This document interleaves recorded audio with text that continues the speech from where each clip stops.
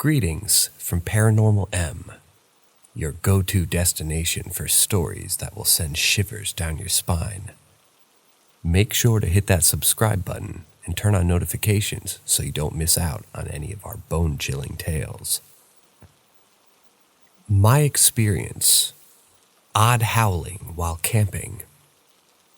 Excuse the length of this post.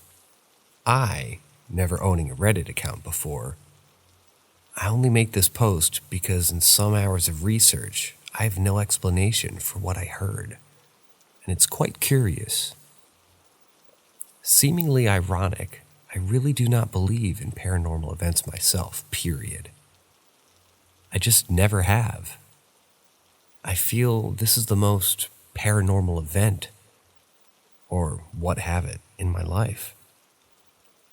Also, I don't know where else to post this, as I still don't understand browsing subjects and whatnot, but I figured it's the best I'll do for now. But let me explain.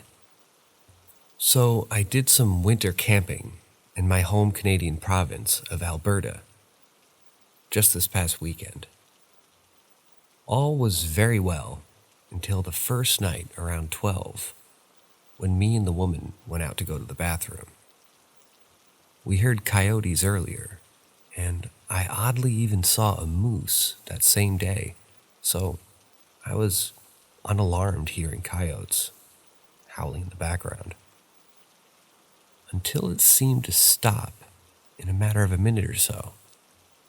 Then followed a single animal howl, closer with more medium to a low tone, but after about a minute of it, it started to sound like music was mixing and preceding the howl. Not like a song, but almost a single note of a chime that would sort of change. It went on for a minute, and me and her, we were completely dumbfounded. I tried taking a video of it, but my phone is just some $350 Moto. And the very mild sound I got out of the audio really sounded like nothing other than a few questionable sounds different from what I heard. The next morning, we also asked the old-timers at the site next to us, and the lady explained they had the same experience pretty much. I had gone camping for probably close to a month in a given year in my entire life. And this is probably the number one for the craziest thing I've experienced out in the bush, just from pure astonishment. Again, I don't actually believe it was paranormal activity myself, but if anyone at all understands what I said or have some related experience, I'm very curious. You also don't have to believe a word I said, but it was all very much so true.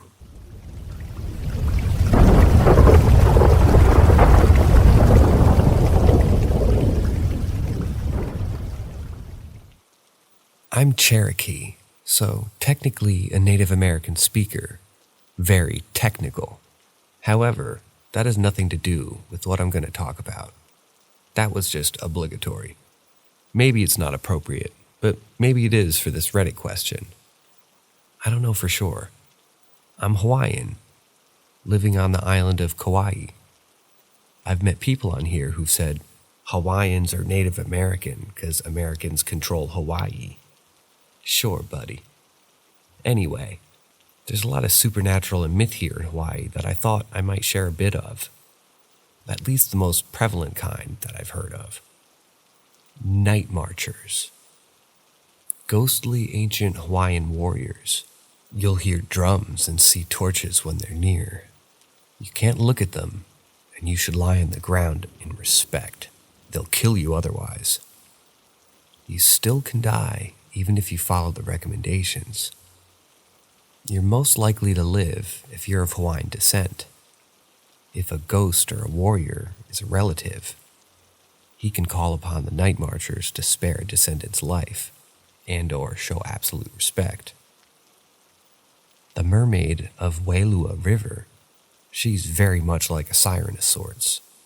Wailua River is the biggest in terms of width of Kauai.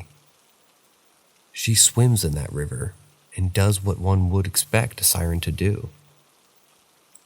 White men of Waimea Canyon, basically a small powder white creature that at night stalks people.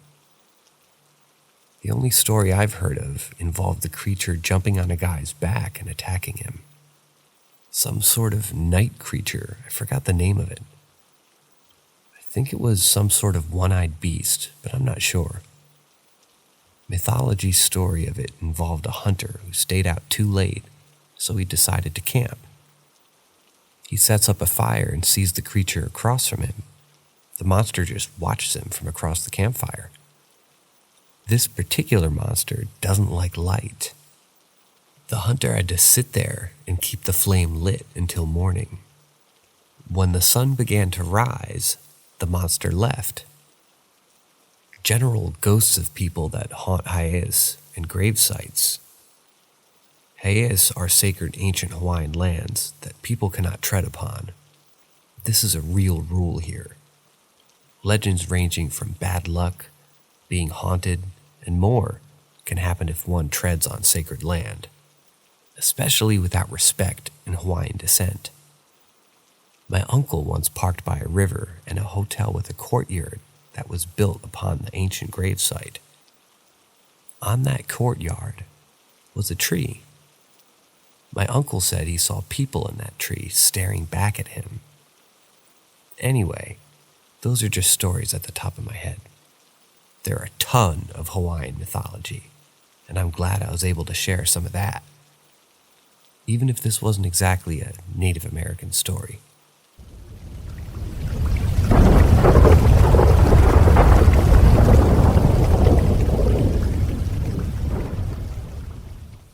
This happened to my mom, but I'll share anyways. My mom was up near a campsite near town and was goofing around with her friends. She was around 19 or 20 at the time. Somehow she got separated from her friends. I'm guessing alcohol was involved. So she started walking back down the hill to town. It was the middle of the day and a long walk down the hill to get to town. A man driving down the hill slowly to a stop and asked her if she'd like a ride down to the bottom and into town. She said he seemed normal and nice. She accepted and got into the car with him. He's driving, but after a minute or two, he takes a turn off the paved road onto a dirt road. This, of course, caused my mom to start to worry. She said, "Hey, what are you doing? You're going the wrong way." He turned to her and said, "I am going to rape you, and then I'm going to kill you." My mom said her stomach just turned into knots. She then said what happened next was remarkable. She heard a voice internally say, "Don't worry, everything I tell you and everything will be okay." Then she felt calm. All of a sudden, the voice told her to say she needed to go to the bathroom. She alerted him and he actually stopped. The man turned around to give her privacy. She starts to pretend she's going to go, and a blue van came tearing down the dirt road out of nowhere. They opened the side door and pulled her in. They didn't ask. She didn't ask, but they pulled her inside. She said, "You just saved my life. That man was going to hurt me." The group in the van said they had a strange feeling that they needed to grab her. They were a Bible study group, and they all had a collectively strange feeling to conduct Bible study near over there in the hills, outdoors, despite always staying in town.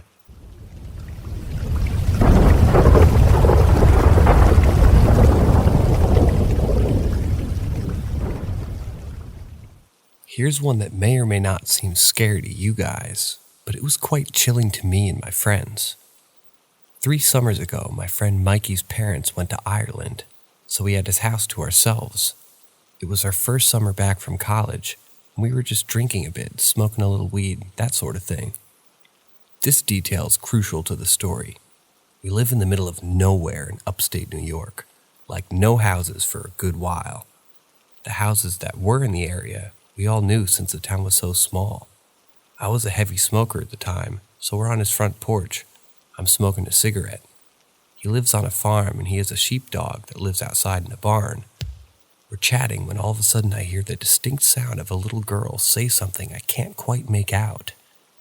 I chose not to acknowledge it because we were a bit stoned and I didn't want to be that guy. 5 minutes later, I hear it again and stop mid-sentence. Mikey says to me, "Did you hear that too? This is the second time, right?" I heard it before, but didn't want to say anything. What the fuck, man? Keep in mind, this was at like 2 a.m. and we were surrounded by darkness save for his front porch light. Like I said, middle of nowhere, no light pollution. We're sitting there in silence now when we hear it again. Definitely a little girl. We still can't really make out what she's saying, but she's saying it in an almost cliche sing-song manner. It sounds like it's coming from down the road, where there isn't another house for a mile at least, and that family doesn't have a little girl.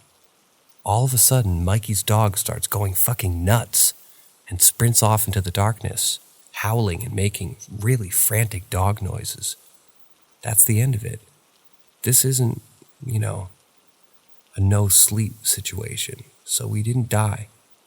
And his dog's fine, but honest to God, that night was really creepy. And we still get the chills thinking about it.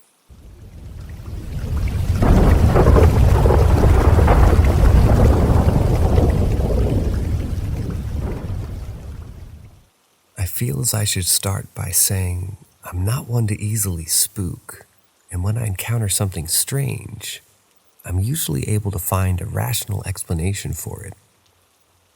It's been years since all this happened, and I've yet to come up with any rationalization.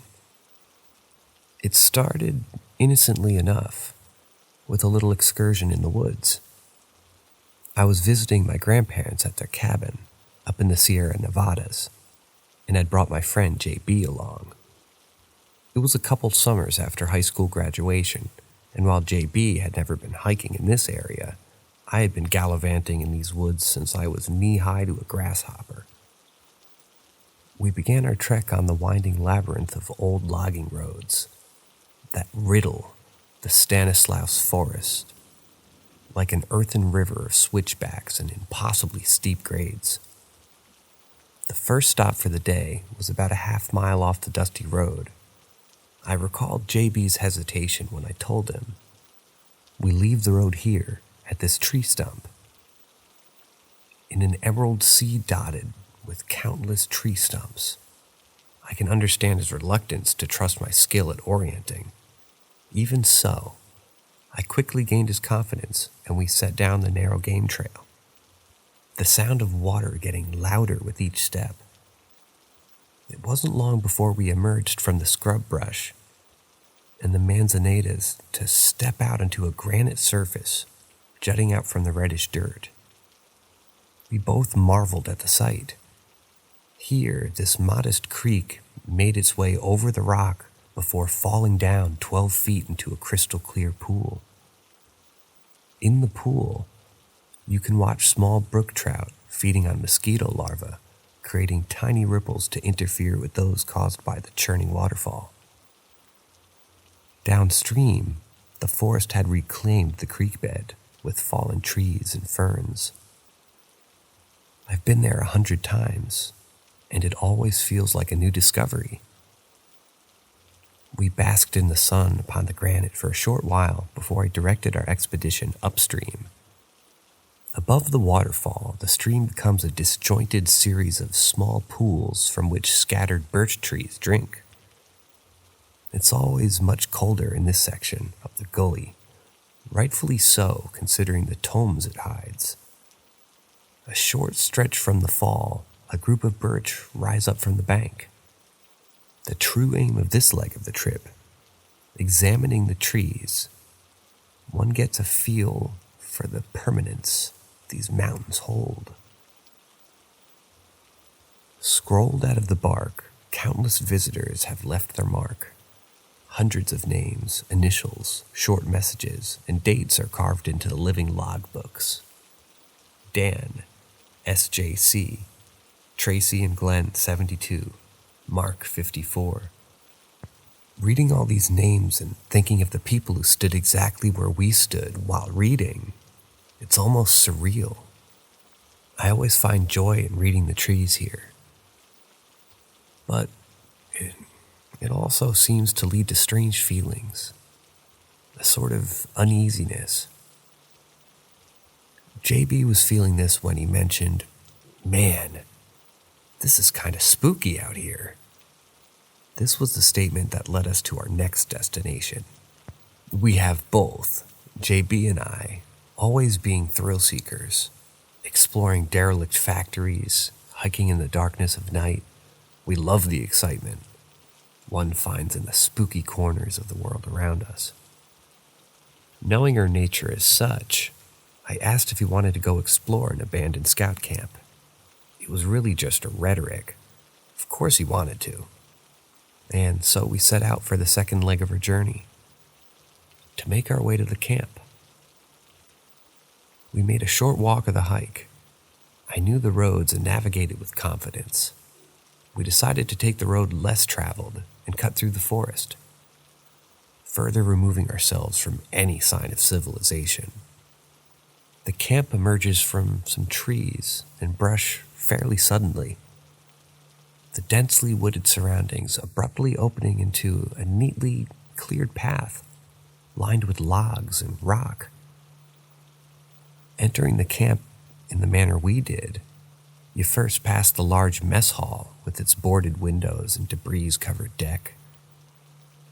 A tall steel stovepipe reaches for the sky, quickly diminished by gargantuan redwood growing near a creek. The redwood's size makes it feel out of place. In this forest, full of fir and pine, that scarcely exceed 3 feet in diameter, this monster rose from the ground with a girth of about 6. You can see hundreds of little holes made by woodpeckers as you walk by the tree and approach an old, rickety bridge. As we crossed the bridge, its wooden deck creaked with each step. We noticed a stillness. It was a type of stillness foreign to these surroundings. We found ourselves no longer surrounded by squirrels bounding up trees and birds flying above. We were alone now. Even the wind, it seemed, hesitated to travel through this place. Once over the bridge, we walked along the log-lined path, leading us behind the counselor's bunk. Like the mess hall, the windows are boarded up and the facade falling into despair. The front porch, however, was remarkably clear of pine needles and dust that covered the rest of the property.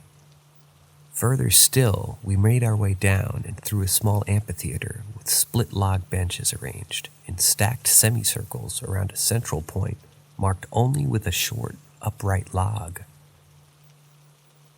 Scattered throughout this area are wooden platforms, roughly 12 feet and raised a few feet from the ground. In the camp's operational days, these served as foundations for the large canvas tents that housed the scouts during the stay. One of these platforms we discovered an old bicycle chained to a tree. It looked as though it had been locked there for months. As we walked through this platform village, the sun had already begun its downward journey, filtering down through the trees. The air became cooler and moist as we went further into the camp. At the western edges of the platform area, there lies another amphitheater, this one much larger than the first.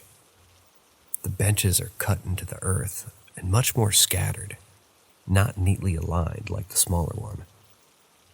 At the center there is this single wooden chair and yet another log turned on end, which we couldn't help but imagine as an altar. Above the altar was a wooden structure built of small down trees bound to deteriorating rope. We noticed more of these structures along with frames tied in a similar fashion, scattered all around this larger meeting area. I directed JB down behind the stage, where I showed him the old swimming pool. It remains completely empty, save for a foot or so of bright green algae slime at the way bottom.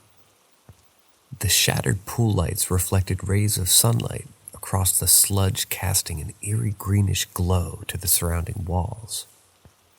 At this point, we had pretty much explored all of the areas of the camp that I had been to before. And with the sun sinking further, we began our trek back. The forest air remained still and silent as I led the way past the large amphitheater toward the dirt road that would lead us out. We took the dirt road all the way past the bunkhouses before we walked back onto the log-lined paths. We were maybe 100 yards past the bunkhouses when my hair stood on end. I looked over to JB, and I could tell by the look on his face that he was experiencing the same sinking feeling as I. He looked over at me as we slowed our pace, eventually coming to a halt. We just stood there, frozen in a random fear, a moment. We both knew this feeling, that guttural sensation that tells you you're not alone. The feeling of being watched. I could feel a piercing stare from behind us. Knowing that I had to look back, but chilled to the bone at the thought of actually seeing something. I suspect the same thing was racing through JB's mind as we both slowly turned. Our intuition was, unfortunately, correct. With our hearts thumping in our chests, our eyes fixed on a figure on the clearing over which we had just passed. A man just standing there. Our fear had come to full fruition. He was wearing a white t-shirt and blue jeans, just standing there, looking at us. We both froze for a fleeting moment before turning to look at each other in utter disbelief. Where did this guy come from? How long had he been here? Has he been following us? Where the fuck are all the squirrels? Why is the wind stopped in this place? Where the fuck did this guy come from? We were thinking a mile a minute. Who was this guy and what did he want? It wasn't more than a second or two before we turned to look at the man again, only to discover he had vanished. That was it for our nerves. As I was turning back to face JB, I could hear his frantic footsteps. He was bailing. I quickly followed. I ran like I never ran before, my legs flying by each other, my feet barely touching the ground. I kept telling myself, slow down, if you trip, you'll be left behind in this place. My legs wouldn't listen. We sprinted through the camp, down the paths, and up onto another logging road, eventually leading us to pavement and a long run back to my grandparents' cabin. When we had finally arrived and collapsed into the chairs set out on the deck, we tried to piece it all together. We both had seen him. We both had seen that he disappeared. Neither of us could believe it, but most of all, we seemed to be safe now with the breeze blowing across our sweat-soaked shirts and squirrels once again frolicking about. We had made it.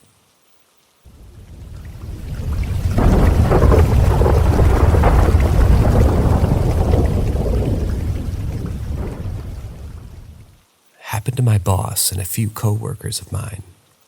They had a home office run of about 100-plus-year-old home. The original owners and inhabitants passed away a few years prior. My boss became angry because the employees who were there all day said that the place was haunted.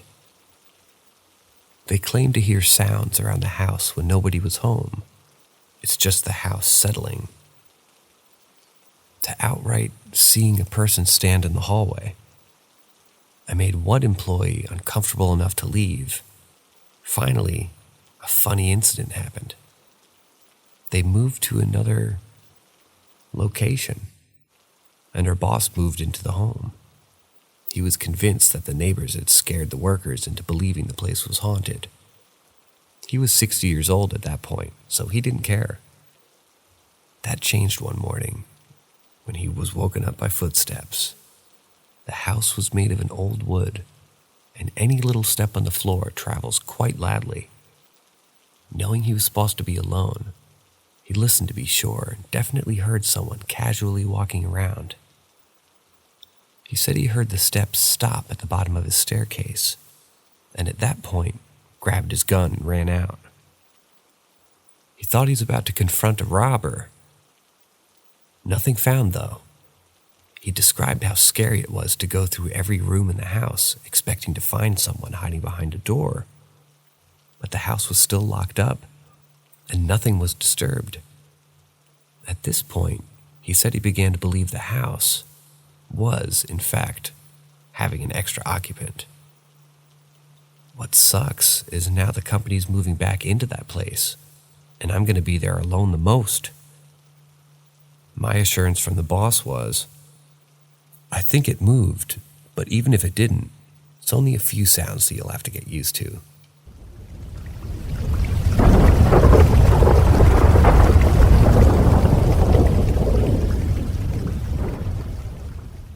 My grandma's haunted trailer.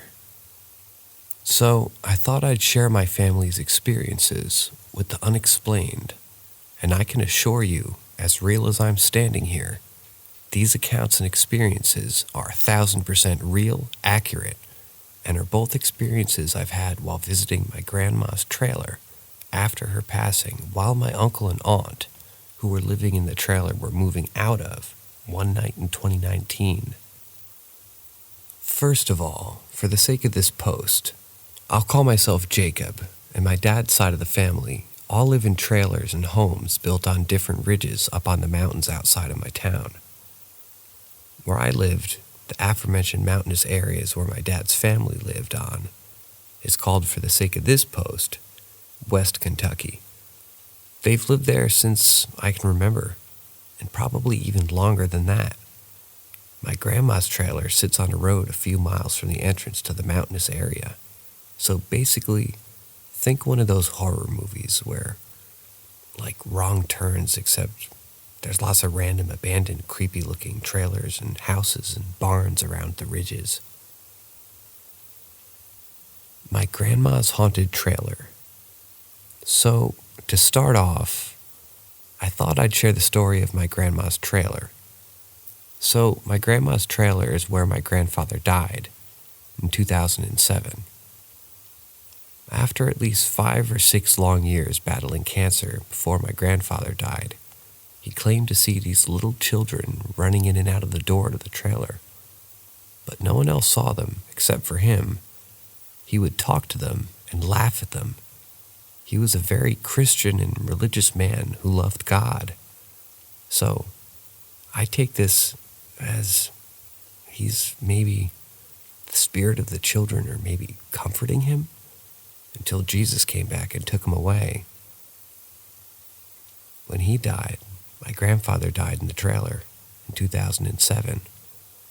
After that, at about 2009 or 2010, that's when things started to get really strange, as my grandmother would claim to see apparitions of my grandfather at night, standing at her bed, as well as also see spirits of friends of hers, and my grandfather, who's either recently passed on or were long since dead. My grandmother died 3 years ago in 2018 after suffering a fall at one of my aunt's houses. They lived on the same group of ridges as the rest of my family, and the fall broke several bones and fractured her pelvis and caused her to go into septic shock. After she was about to put in for a medically induced coma, my uncle, who was one of my 3 uncles who are still alive after one died from cancer in 2017, a year before my grandma's passing. Anyways, so my uncle, without family consent, made the hospital pull the plug on her, and she died at the hospital.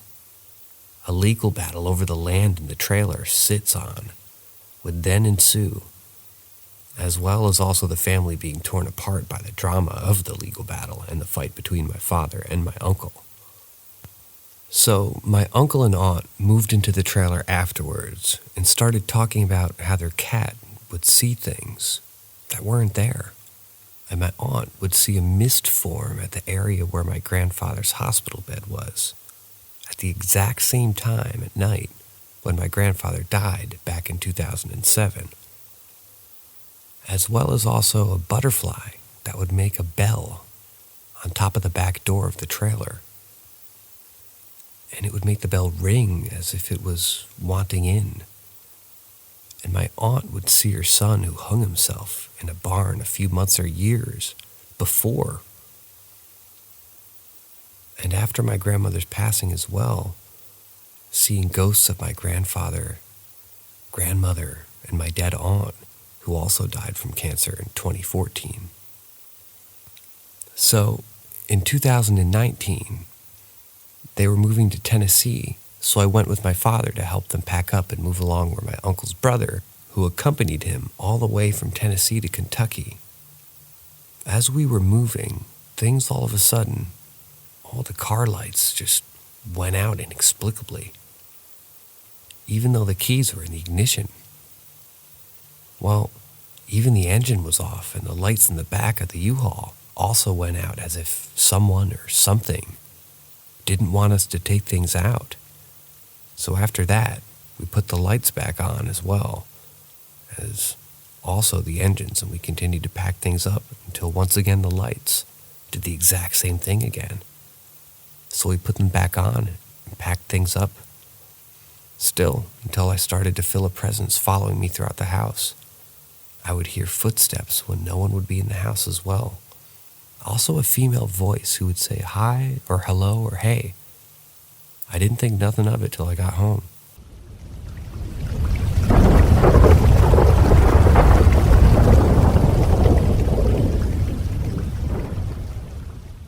My 2 out-of-body experiences. There are so many experiences being out of my body. Of these, I was not dead, just stopped breathing for no reason in my sleep. First out-of-body experience. So, my first one was a couple of months after the passing of my grandmother. I had trouble getting over her passing, and I was having severe panic attacks and anxiety from before September, which was the month my grandmother died, to all the way up to Christmas and my birthday in October. Since her passing, I was having dreams of my grandmother being in my dreams most of the time. They were dreams of funerals of either my long-since deceased grandfather, who passed away in 2007, or a dream about my grandmother's funeral. Most of them had my brain's bad memory of what my grandfather looked like in a casket, dead with my grandmother sitting in the front row. Up next to his casket, I believed a few of them even had my other deceased relatives in them as well. But most of them were just my grandmother in them. And my grandmother would always look the same way she did in real life. A very, very good depreciation of what she looked like, I suppose. Those were visits by her in my dreams. So one night, I was sleeping and suddenly I was standing in heaven, literal heaven, like from the Bible. Almost as much detail, if not more, as the Bible depicted. In the sky was a bright blue as the oceans, if they were never polluted, and there were clouds nowhere in the sky to be seen. Where I was standing, I could see in the distance a cloud with a city of gold with ginormous skyscraper-sized mansions, as the Bible called them, and an even bigger temple mansion, whatever you would call it, in the center of the city, with a giant dome, and in front of me was standing Jesus Christ himself, in a white robe, with a red robe sash hanging on the left side of his white robe. He looked like the drawings of him you would see in churches. From the brown beard to his face, he was wearing sandals, and there behind him was a bench, like you would see in a park or a playground, with a lamppost beside of it, and the streets were lined with gold bricks, and beside Jesus standing directly in front of me, my recently deceased grandmother and my grandfather, and one of my aunts who died of cancer in 2014. My grandmother was wearing the dress we put her in the casket in and buried her in, and my grandfather was wearing a blue button-up shirt and brown pants like the pictures I would seen of him, wearing the exact same clothes.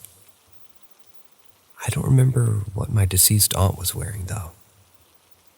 It was a very brief visit, though, as my grandmother said almost immediately, "Mama, I can't visit you anymore." And immediately I woke up. Second out-of-body experience. So my second one wasn't very eventful, as I was sleeping, and I guess I must have stopped breathing, as all of a sudden I rose gently above my body, and I was floating above my body. I could even turn around and go in circles as well as I was floating, and I could see my body laying there. But suddenly, I kept trying to get pulled up into the sky, as if something was pulling me up and into the sky above. But I kept fighting until I finally floated back and into my body. I suddenly and immediately took the biggest gasp of air I've ever taken in my entire life. And I was awake.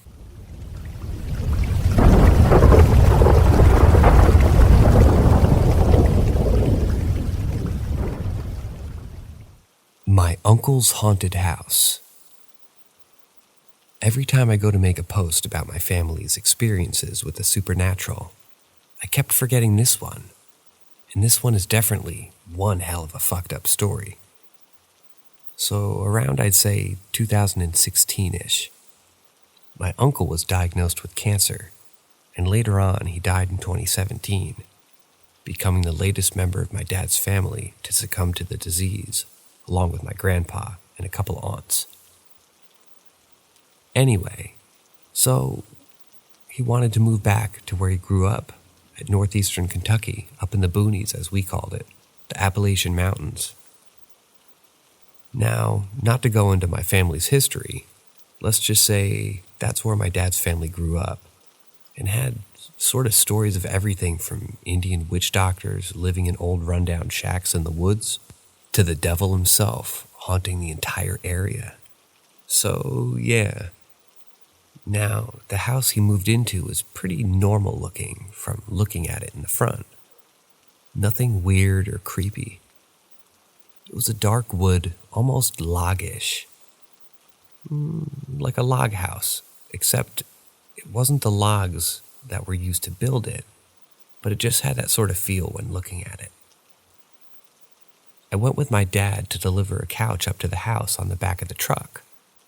The house was situated on a really steep hill, or knob as some people here call it, with a really gnarly dirt road going up to the house, and even the road had really nasty drop-offs on both sides of it, so we had to drive pretty slow in order for us not to go over into the creek. So we get to it finally, after about 3 minutes of careful driving, and I get out and walk up to the front of the house. And there in front of me is a stillborn fetus grave from what I think is said on the 80s or 90s, possibly late 70s. But I'm pretty sure the fetus was born really recently, like in 1999, 1998, 97. Anywho, so I was pretty dumbfounded as to why exactly the family didn't exhume the fetus and take it with them. I told my uncle, and he said something like this: "Yeah, that's a fetus buried there." I believe he also elaborated more on what happened with the fetus and something with the original family that lived there that had the fetus stillborn, but I don't remember all he said. So we get the couch inside, and me and Dad go walking around, and my uncle shows us around the place. At least 2 bedrooms, 1 bathroom, and the most chilling thing about the place is literally every single item from the previous owner was still there. Like, no joke. The beds were on almost prison-like mattress frames, steel and folded in the corners of the bedroom. and duct taped it together. I remember there were kids' toys in the closet, and one of the rooms all dust and dirty. It looked like they were there for a very long time, at least most of a year or two. And a TV on the dresser, and in the backyard a huge, absolutely gargantuan pile of kids' toys. Clothes, furniture, and wooden chairs thrown in a pile in the middle of the backyard. And burned with soot all over the ground, around in a circle, and with more black on the items in the pile. There was also a giant rock wall in the backyard with trees and bushes. There was a hot tub attached to the front porch with old nasty water in it, and a few items left in it, as if whoever lived there left in a hurry. Pretty creepy place. I remember my uncle said something about the woods around the backyard, but I don't remember exactly what it was. Anyways, so we left to go home, and to make a long story short, the whole house and the woods surrounding the backyard was haunted as fuck. Like, holy shit. So first thing, my first uncle's second wife at the time and his little girl, who was like 9 or 10 at the time, as well as the little girl, claimed to see a man in overalls and a little boy in overalls running around the house and around the yard. I remember also that my uncle said that he saw a man in overalls whom was wearing the same thing and no shoes, but almost maybe the same age as my uncle's daughter. His wife didn't believe them until she saw the same thing when she was doing the dishes one evening and saw a little boy run past the kitchen window in the front yard. In 2017, before my uncle's death from cancer, he was starting to be tortured by these spirits, as he would lock my aunt and uncle in the back bedroom and get his shotgun saying, "Stay here," and lock the door so they couldn't get out, yelling at nothing while guarding them behind the door for some unseen force, yelling at them to leave them alone.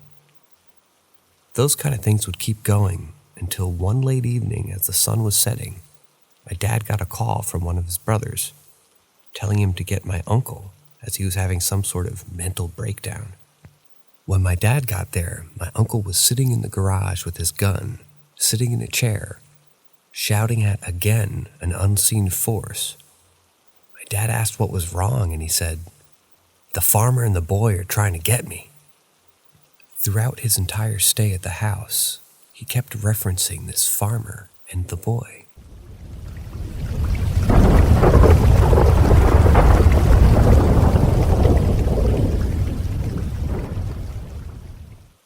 A strange occurrence my brother and his girlfriend had in their trailer 2 nights ago. For some background, my brother and his girlfriend live in the trailer her mom bought last year. Girlfriend's mother passes away earlier this year from a massive heart attack while laying on her bed. They found her slumped over on her bedside table, unresponsive and blue. Girlfriend's little brother, almost teenager, has Asperger's syndrome, stays in his bedroom all night and day, never comes out. He was home when his mother died, never knew it, as he was at the other end of the trailer. She was on the other side, away from him. After mother's death, little brother is sent to live with grandmother. Grandmother gives trailer to brother and girlfriend to live in, as they had nowhere else to go. So, for the past however many months it's been since mother's death, they've been living there together. Now for the incident. Last night, my mom got a call from my brother telling her a strange occurrence that had happened the night prior. It goes like this. Brother's in the other room, watching TV, with all the lights off in the entire trailer, except for probably only the bathrooms. Watching TV, he hears this girl who is asleep in their bedroom on the other side of the trailer. Lights off, pitch black, is heard talking in her sleep, having a conversation with someone. He can't hear what she's saying, but all of a sudden, he hears a male, very deep, almost guttural voice coming from the room with her. Brother calls her name 2 times, gets up, walks through the house to the bedroom, asks who she's talking to. Girlfriend says, brother tells her she's not talking to him. Girlfriend wakes up freaked the fuck out, as I would be too in that situation. They didn't sleep at all that night, probably not last night as well. Anyways, just thought I'd share the strange occurrence they had, as it was right up your all's alley. Now, I myself do believe in spirits and have had experiences myself in my grandparents' trailer 4 years ago.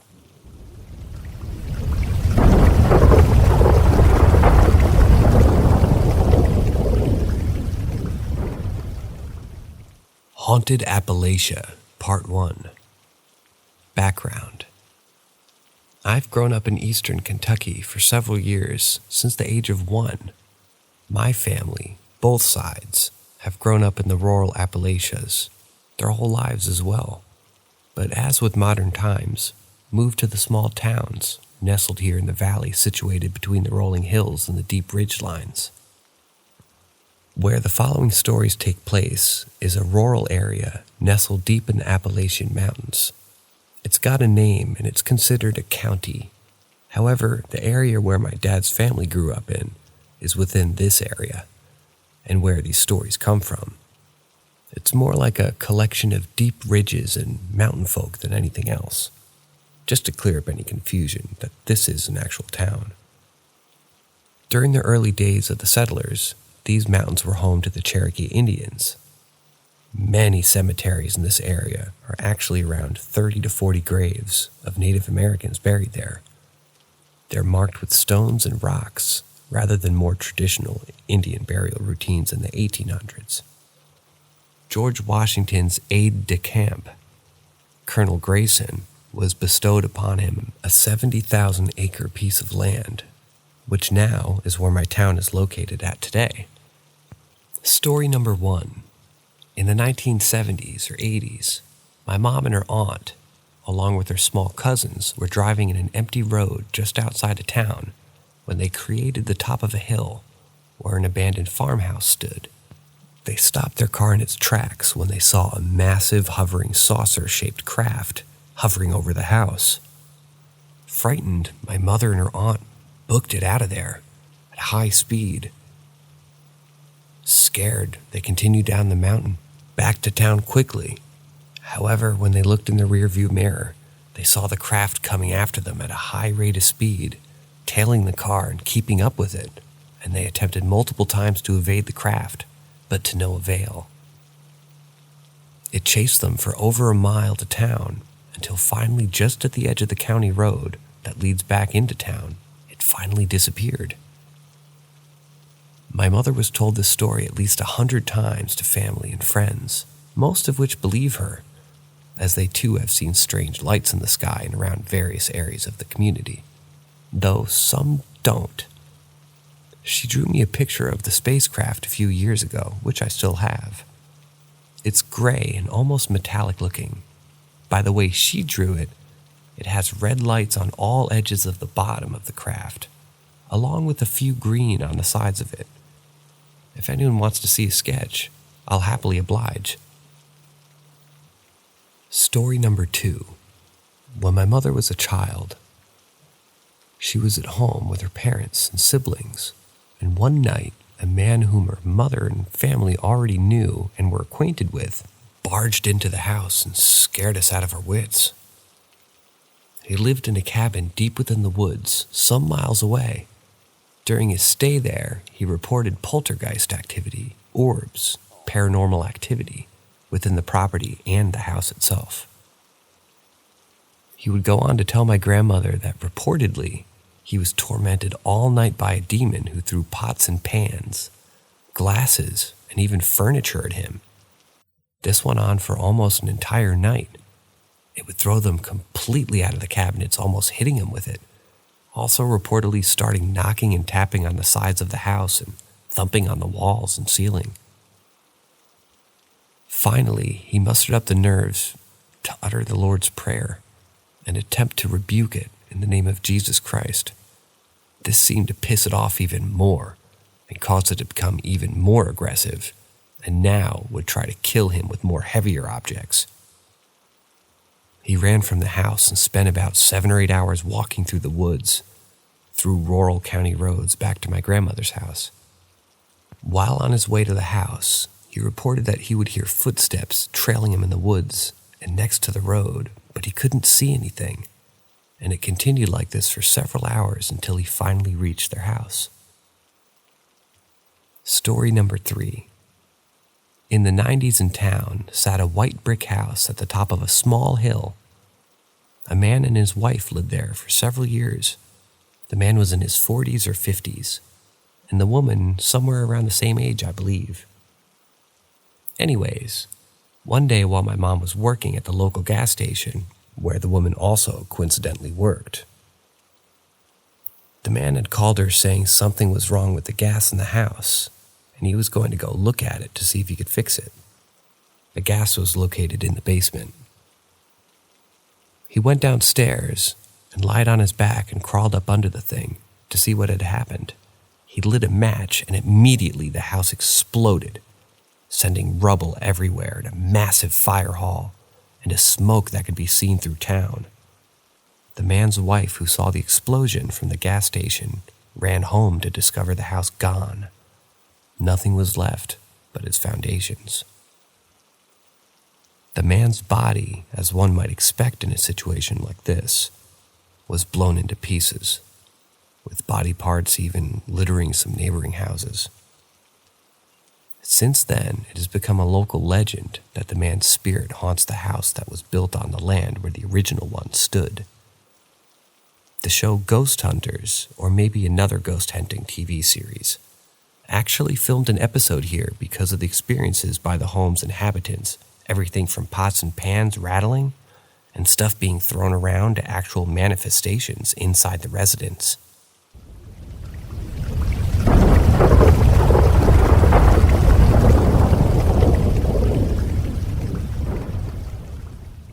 Haunted Appalachia, Part 2. Story number 1. Where my dad's family lives is up in a series of ridges and hollers that, for the sake of this entry, I'll call Webb, Kentucky. My dad's entire lineage has lived there ever since the 1800s. I've looked back into our family tree, and it's chock full of history. From an old one-armed Irishman who built the 2-story log cabin where my father's family grew up in, and where his grandparents, my great-grandparent, lived. Their entire lives to Native American heritage. Where the following story takes place is at my uncle's house, which is the 2-story log cabin built by said Irishman. My uncle died in 2010 of a massive heart attack on his porch at home, and most of the time, it's since sat empty, except for my aunt, my grandma's sister, staying there during the spring and summer. The house itself has had a history of paranormal activity, from disembodied footsteps coming from the upstairs rooms to voices and apparitions. My whole life, my dad and his sisters and brothers had always sweared that the house was haunted by spirits of my great-grandparent, the one-armed man who built the property, and possibly even my late uncle who died there. But that isn't the one thing that happened there. In the late 90s or early 2000s, somewhere around that time, my uncle, who loved spending time out in the woods day and night coon hunting with his pack of hunting dogs, was out one night on one of his nightly hunts. According to my aunt, who heard the story from my uncle, who retold it to my grandparents later on, he was in the woods when something chased him out with great success. He said he could hear bipedal walking, tailing him to the woods. His coonhounds were akin to predators, seemed frightened, and wouldn't chase after whatever it was. He fled through the woods as he heard whatever it was chasing him from behind. He barely made it home by the skin of his teeth, as whatever was chasing him all the way back to his property. He retold the story to my family a few weeks later while visiting. Story number 2.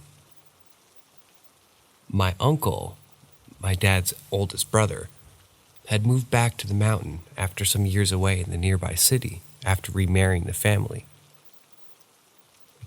We kept up with him from time to time, but he set on his own and was doing quite well. However, unfortunately, in the mid to late 2016, he was diagnosed with incurable lung cancer and was given only a short month to a year to live. Seeing as how he didn't want to die in the city, he decided to move back into the hills of home. He spent a little while trying to find a suitable house or trailer to move his family back into, but after a while, he finally found one nestled on a very steep hill with a gravel road leading up the hill to the house.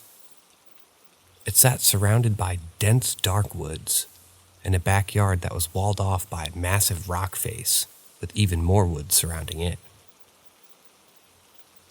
The house was what I would describe as a log cabin type build with light brown wood covering. The whole outside and tin shingled roof. It even had a small hot tub off the side of a small porch, but it had not been used in quite some time. However, that wasn't the strangest part of the property. In the front yard, in a medium-sized garden that the previous owners had made, sat a grave. Yes, a real grave. It was a stillborn infant baby fetus who died in the 1970s or 80s, years prior, and had been buried there ever since. I found that extremely odd and unnerving, but the inside didn't fare much better either. Whoever had lived there previously must have left in a hurry, as they left all kinds of belongings behind. Dishes were left in the kitchen, tables, a TV, bed frames were taped together in the bedrooms, with only the bedrolls themselves being taken. Little girls' clothes and a Minnie Mouse TV stuffed into a closet in the back bedroom. And in the backyard was the strangest sight of all. A massive burn pile made up of furniture and a piece of other objects and personal effects, all scorched and burned black, with a giant circle of black surrounding the pile, signified by an outline in the dirt. The whole house had a very eerie and creepy vibe to it, like something was wrong there, very wrong. My father, as a promise to his dying brother, started work on the house immediately, arranging for satellite TV to be hooked up in the living room, which is where my uncle and his family were forced to sleep, while work was underway elsewhere in the house. However, soon this happy abode turned into a living hell. Sleeping in the living room, you would hear footsteps walking across the wooden floors. You would hear doors close and open by themselves, and shadows were seen. My uncle started seeing a small boy, an older man in overalls and straw hat, who after a while, they would torment him, even up until his dying day. His wife, who thought he was going crazy, never knew anything odd was happening. That was until while in the kitchen, she saw the boy in overalls running past the kitchen window. Going outside, nothing was there. His daughter always soon started experiencing the oddness of the property, as she told her mother that she had been playing with the boy in her room just a short time ago. When going to see what was going on, nothing was there. My uncle was continually tormented by these spirits, even locking my family who went to visit in the back bedroom out of fear that they would hurt them. Eventually, however, they were found to finally flee the home, having been run out by all the aggressive activity inside the home. My uncle did eventually pass away in 2017, but the entire time he was there at the home, he was tormented by the restless spirits of the man and the boy. After his death, the family pastor and another preacher went to the property and blessed it, and attempted to banish the dark entities haunting the home. They threw holy water on the walls and front doors and back door, and ordered the spirits out of the name of Jesus Christ. After that, No one knows for sure if the property ever had any odd activity again. Story 3. My father would stay the nights at my grandmother's when she was still alive. She died in 2018. Most of the time, he would stay with her because she was afraid of the nighttime, as she had some form of sundowners and would see and hear things at night. So he stayed to calm some of her nerves. This particular night, her sister was visiting for the week, and he decided to go up and hang out with them for a while, and stayed the night as well. At about midnight or sometime after that, he was awoken by the sound of a garbage being gone through and a loud thump, as whatever it was had knocked the lid off the trash can, causing a loud boom that had awoken my aunt and my grandmother. As they got my dad up to investigate whatever the disturbance was, out back, grabbing my grandfather's old shotgun and a flashlight, he opened up the back door and walked out to investigate. Having seen the trash can lid, you can see trash had been gone through. He walked farther out through the back area to see if anything was out there, and that's when he saw it walking back up the hill and back into the woods. It was a very large and very tall creature, in white with red eyes. Red eyes reflecting the light from the flashlight bouncing off of it. The creature watched him the entire time as it walked back into the woods as it vanished. My dad walked back inside, white from what he had just seen, pale as a ghost.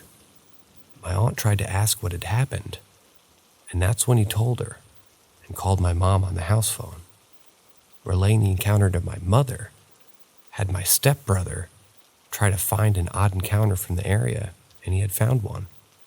A man had reported being followed in the woods while he was walking down the same stretch of road one day. He never saw anything, but it was walking with him every step. It was later discovered that there was a legend there about the devil himself haunting the woods and the mountains there.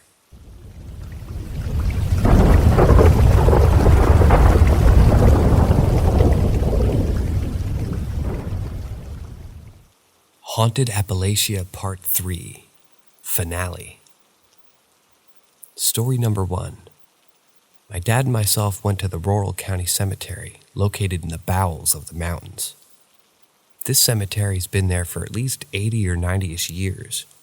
The cemetery sits on a small hill with a very steep road going up, and only a very good truck with four-wheel drive or an off-road vehicle could get there.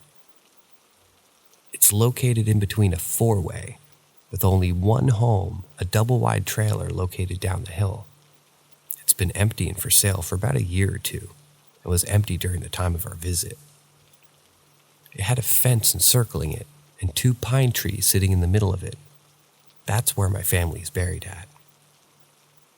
My grandmother and grandfather are both buried there as well, as also my uncle, whom had the haunted cabin in the previous story. He has his ashes buried there at the foot of my grandfather's vault. 3 other aunts and uncle are also buried there, as well as also my great-grandparents. We got out and went through the chain-locked gate that you have to pull apart and open from the outside, and we sat there at the grave of my grandparents for about 20 or 30 minutes. Talking, we sometimes liked to walk around the grounds for a little bit before we headed back to town, and today was no different. We walked around looking at the graves from the 17 and 1800s, as well as Cherokee graves marked by rocks at the very back of the cemetery. However, I find something odd on the grounds by a flat grave marker, a grave from the 1800s. It was a large bare foot, at least 2 times larger than my own. I sat there stunned by what I was seeing. Its big toe was extremely large and round in the shape of a quarter perfectly round. Its arch was very broad and curved very sharply, making the rest of the foot almost look sideways in appearance. Whatever it was there the night prior passing through. I inspected the ground surrounding the rest of the cemetery and saw nothing else, no other tracks, nothing. When I got home, I told my mother what had happened. She seemed to believe me, and my father, considering I never had lied about or seen anything like that before and could see the amazement on my face. Sometime later, my aunt happened to be visiting, and I told her about the track I had found out there. And what she told me was very creepy. She told me that when my other uncle, my father's other brother, was out there visiting the graves years prior, he had come home and said that something was in the cemetery. He said he had felt watched and was very creeped out being alone back there. Story number 2. When my grandmother died in the fall and early winter of 2018, my aunt and uncle had moved into her trailer until they could secure a new home and move back from Tennessee to be closer to the family. Many people who stayed the night there while my grandmother was still alive would swear that my grandfather's spirit, who died of cancer until hospice care in the trailer years prior, was haunting the residents. Strange footsteps in the night, voices and knocking on the trailer walls would always be reported. My father had even encountered said oddities. The knocking would come from outside, and when looking outside or stepping out there with a gun, nothing was there.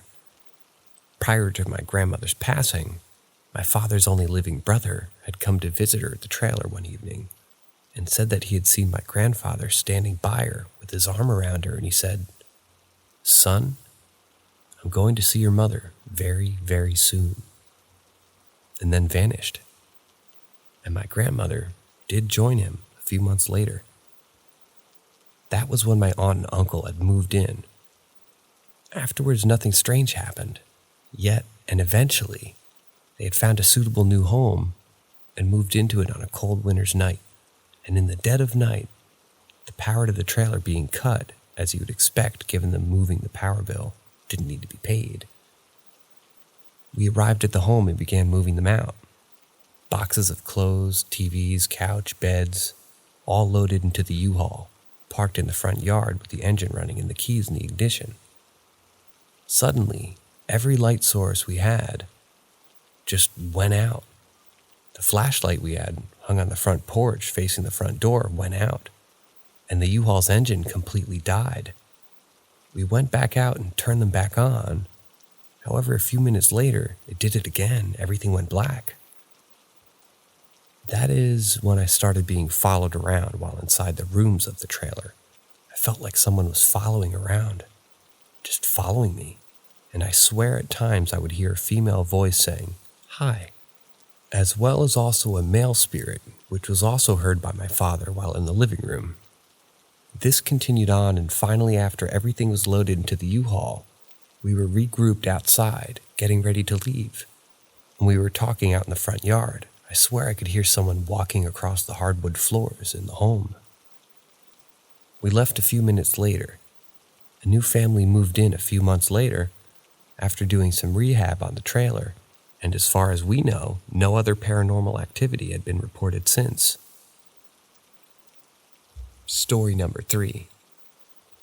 My father and myself were driving back to town after visiting my aunt, his sister, and my uncle has their trailer. It was late in the evening and raining. Everything was muddy and wet, and fog was hovering somewhat over the hills and ridgelines. When we got to the bend in the round, a little curve about a mile out, there's a house where suddenly this woman with short black hair comes walking out of the dense, thick woods. Beside the wood, my father almost hit her head and swerved to avoid her. She was wearing a rain jacket and black sweatpants and dirty tennis shoes. It looks like she'd been in the woods all night and maybe even all week. She had mud all over her pants, her jacket, her shirt underneath was soaking wet. All of her hair was a mess. She looked very disheveled and stared at us all the way up the road, just staring. I even looked back into the rearview mirror and she was still there at the side of the road looking back at us, not even moving back into the woods or walking away, just staring. She was never seen again, I often wondered just what the hell she was doing out there, wet and alone. Perhaps she was kidnapped. Perhaps she was raped. Whatever the case, something was off about her. Brother. Story number 1. My brother and his friends were deer hunting in some woods up in the area close to his home. This was multiple years ago, so nothing recent. They were going through the woods with their guns when suddenly they spot something in a tree watching them. This thing jumps from the high vantage point, and it's around 10 or 20 feet high, and falls all the way down to the ground without being seriously injured. It was covered in thick matted hair, and it was on 2 legs. They aimed their guns at it, but the thing screamed at them, though he considered it more like a roar, and charged them. They ran out of the woods as fast as they could, as this thing chased them for quite some time before finally losing it and getting back home in one piece. Uncle and Aunt. Story number 1. My aunt and uncle are the oldest of my mother's family. My uncle had served in the Vietnam War and was even at one point during his stay overseas, had even been captured along with his brother. They were held hostage by the Viet Cong in the jungles. He would often feel stories of how they would whip them and beat them mercilessly and throw feces on them all. After he returned home, they lived up in the rural area where my mother's family had grew up.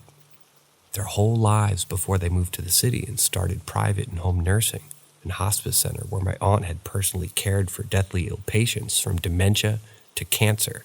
She treated them all with respect and kindness.